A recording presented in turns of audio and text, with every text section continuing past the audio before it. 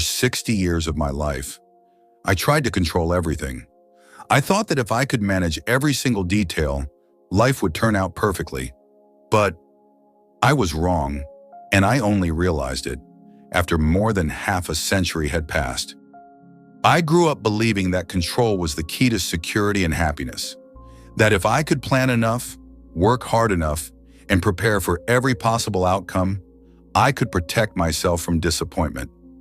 So I became a master planner, mapping out my days, my years, my future. Every decision was deliberate, every risk calculated. I rarely left things to chance. And for a long time, I believed it was working. My life looked orderly from the outside.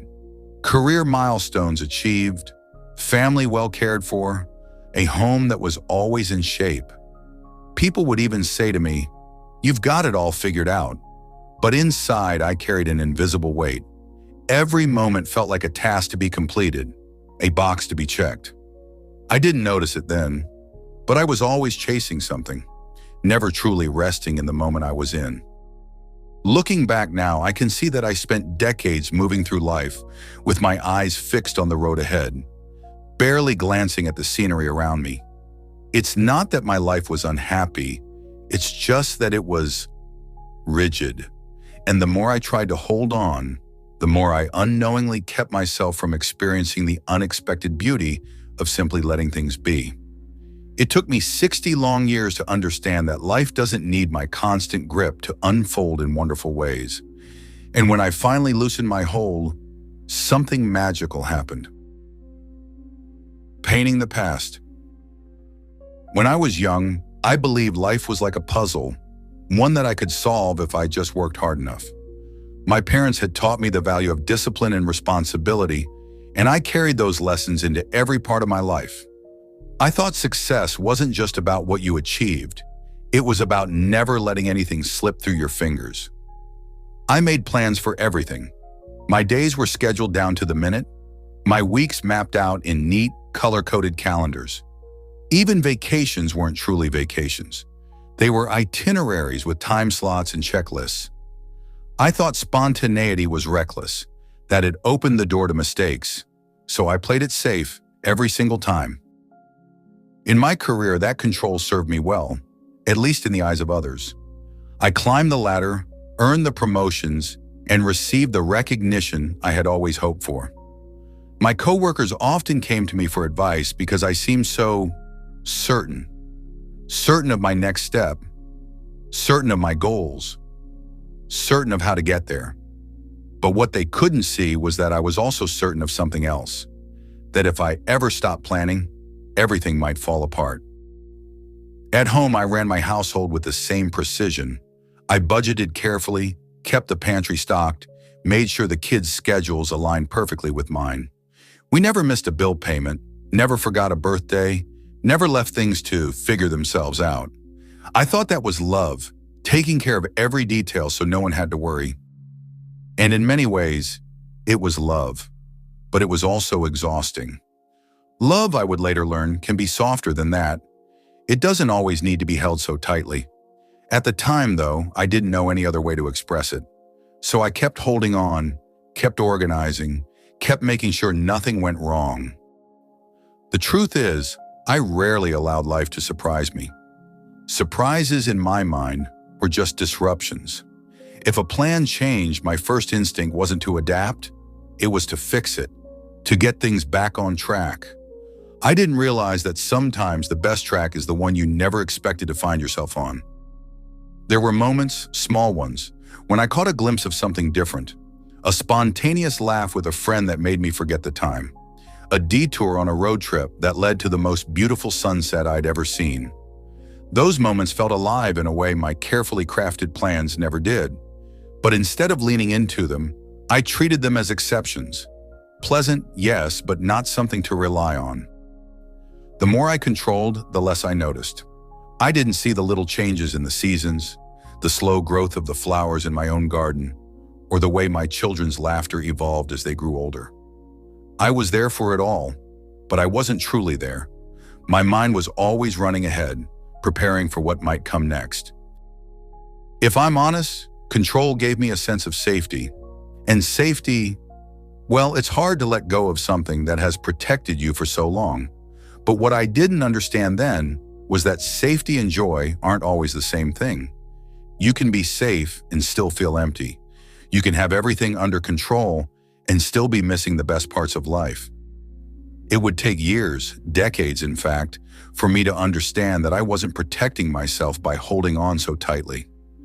I was protecting myself from being truly alive, and that realization was still a long way ahead of me. The emotional turning point. It was an ordinary afternoon, at least it started that way. The air was crisp, with just enough of a chill to remind me that summer had passed. I had finished my usual errands earlier than expected, and for once, I didn't have anywhere else to be. My to-do list was strangely short that day. I found myself near the park, a place I hadn't visited in years. I almost kept driving, but something made me pull over. I walked along the path, the crunch of leaves beneath my feet, until I found an empty bench. I sat down, not thinking much of it at first, just catching my breath before heading home. But then I noticed something. I wasn't in a hurry. My mind wasn't jumping to the next thing. There was no next thing. It was just me, the wind, and the sound of life moving at its own pace. For a long while, I simply watched. Children chasing each other across the grass, an elderly couple sharing a sandwich, a man throwing a stick for his dog over and over again, smiling every single time the dog brought it back. None of them looked like they were in control of anything, and yet they looked completely content. I realized I had never really sat still without purpose before. If I was sitting, I was reading something, writing something, checking something. But here I was, doing nothing. And for the first time, it didn't feel wrong. It felt necessary. I closed my eyes and listened. The breeze moved through the trees like a soft whisper. Somewhere far off, a bell was ringing. I couldn't remember the last time I had noticed such small, quiet details. My life had been so loud for so long, filled with the constant noise of planning and doing. And here, in this moment, that noise was gone. Then a thought came to me, simple but powerful. Life is still happening, even when I'm not controlling it. The world doesn't stop when I stop. In fact, it might just get more beautiful. I stayed on that bench much longer than I had planned, though the truth is, I hadn't planned to be there at all. Time passed differently, almost like it wasn't moving at all. I wasn't thinking about yesterday or tomorrow, or even the rest of the day. I was simply there. When I finally stood up to leave, something inside me had shifted. I couldn't explain it fully at the time, but I knew this. I didn't want to go back to the way things were. I didn't want every moment to be about the next moment. I wanted more of this feeling of being part of life instead of just managing it. That quiet afternoon in the park became the first step toward a different way of living. A way I wish I had discovered sooner, but was grateful to have found it all. Letting go and embracing life. After that afternoon in the park, I didn't change overnight. Letting go wasn't something that happened with the flip of a switch. It was a slow, gentle unlearning. For decades, I had trained myself to hold on tightly to everything. Loosening that grip felt strange, even a little uncomfortable at first. I began with small steps. I let the dishes sit in the sink a little longer than usual, so I could finish watching the sunset. I skipped making a list for the grocery store and simply walked through the aisles, choosing what caught my eye. I started saying yes to last-minute invitations, even if they interrupted my plans. At first, a part of me resisted. The old voice in my head whispered, "You're falling behind. You're being careless." But another quieter voice began to answer, "Or maybe you're finally living." That second voice was unfamiliar, but it felt like it belonged to the version of me I had always wanted to meet. I noticed that the more I let go, the more life seemed to offer me moments I would have missed before. A spontaneous walk with a neighbor led to a heartfelt conversation we both needed. A rainy afternoon became an opportunity to sit with a book I had been meaning to read for years. A trip that wasn't planned down to the last detail turned into one of the most joyful experiences I'd ever had. Something else changed too: my relationships. I started listening more, not just waiting for my turn to speak. I stopped trying to fix every problem for the people I loved, and instead I simply sat with them in their struggles. It amazed me how much closer we became when I stopped trying to control the outcome of every conversation. The truth is, life didn't fall apart when I loosened my grip. In fact, it became richer, softer, and more colorful. There were still challenges, of course, but I no longer felt I had to wrestle them into submission. I let them arrive, and I trusted they would pass in their own time. One of the most freeing moments came when I realized I didn't have to fill every silence. I could simply sit in quiet, with no agenda, no need to rush. Silence used to make me restless. Now it felt like a friend. I also learned to appreciate imperfection. My garden didn't need to be perfectly trimmed to be beautiful. A meal didn't have to be flawless to bring people together. My days didn't have to go exactly as planned to be meaningful. In fact, the imperfections often made them better. Over time, this new way of living became less of an effort and more of a natural rhythm. It wasn't about abandoning responsibility. It was about creating space for joy, connection, and presence. I realized that by letting life flow naturally, I wasn't losing control. I was gaining freedom. And with that freedom came something I had been searching for all along, without even knowing it: peace. Not the fragile kind that disappears when things go wrong, but a steady, quiet peace that lives in the background, no matter what's happening. Heartfelt message. If you've spent most of your life trying to keep everything in order, I want you to know, you're not alone. I understand the comfort that comes from having a plan, from feeling like you know what's going to happen next. It feels safe, it feels responsible, it feels like the right way to live. And for many years, I believed it was the only way. But here's something I've learned. Life is not meant to be completely managed.